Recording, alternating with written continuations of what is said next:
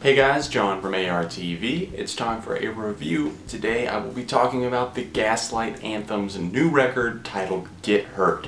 A couple of singles were released preceding the record: Rollin and Tumblin, Get Hurt, which is the title track, and Stay Vicious. I felt like Rollin and Tumblin was probably the weakest out of those just because it felt like it lacked so much, it left so much to be desired. I felt like that track was a very middle-of-the-road rock cut, something that, sure, you could say, wow, I just listened to a Gaslight Anthem track, but it was nothing more than that. And I think that that is ironic because the rest of this record kind of pushes the envelope for what, you know, a rock band is still doing. I feel like they're one of the only remaining true rock and roll bands in America right now. Although I've only glanced through the scores of what critics have been rating this new album Get Hurt, I feel like they're being a little bit harsh on it because honestly, I feel like this is their best studio album to date, and I'm probably in the minority there, but this to me even seems better than Handwritten, something that I pretty much, for the most part, enjoyed the majority of. A lot of what I like about this record is encompassed in tracks like Stay Vicious. It has a fierceness about it with hard rocking guitars and a heavy bass groove.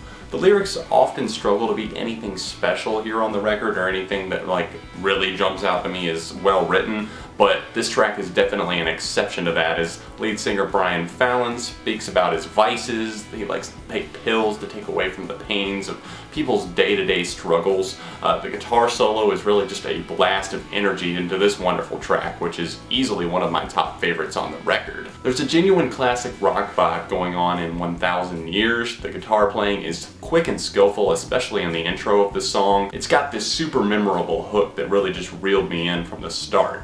It's clear that there were many different influences here for the band while writing this record, as the lyrics and music often take very different forms throughout each track on this record. You could be listening to one track and hearing more of a heartfelt song, hence the upside down heart on the album cover. A lot of the songs are related to matters of the heart, but not just relationships, just everyday struggles and really personal problems, I guess you could say. I was completely unprepared for Fallon's vocal performance on the earnest cut Stray Paper, which opens up with Fallon practically yelling, "You better never tell nobody but God the things that I've seen." I've honestly never enjoyed his voice this much until this record, as they've always kind of been a band that I've had a shaky relationship with. I've never really gotten into like a full record from them, like through and through, but this record has definitely made me think twice. Helter Skeleton, probably in tribute to Helter Skelter by Beatles or some sort of relationship with it, has this furious electric guitar line that hits me as one of the best things about Get Hurt.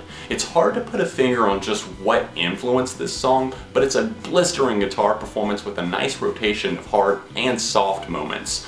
Love rock and roll? You're definitely gonna love this song, or really any of the songs that I've mentioned up to this point. Selected Poems deals with how mundane life can be, even in its ever-changing form, and really just the struggle to make life seem like more than just a dream.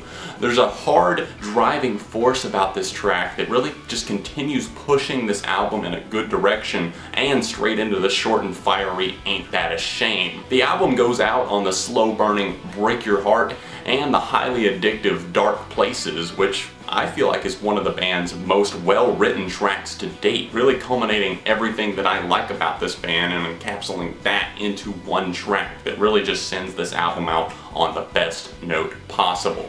There's a lot of rock and roll and angst and packed into this 41 minutes that we get to spend with the band. Most of the tracks have enough grit and integrity to them to really merit listens in the future. And I honestly see this, like I said, as my favorite record by the Gaslight Anthem to date.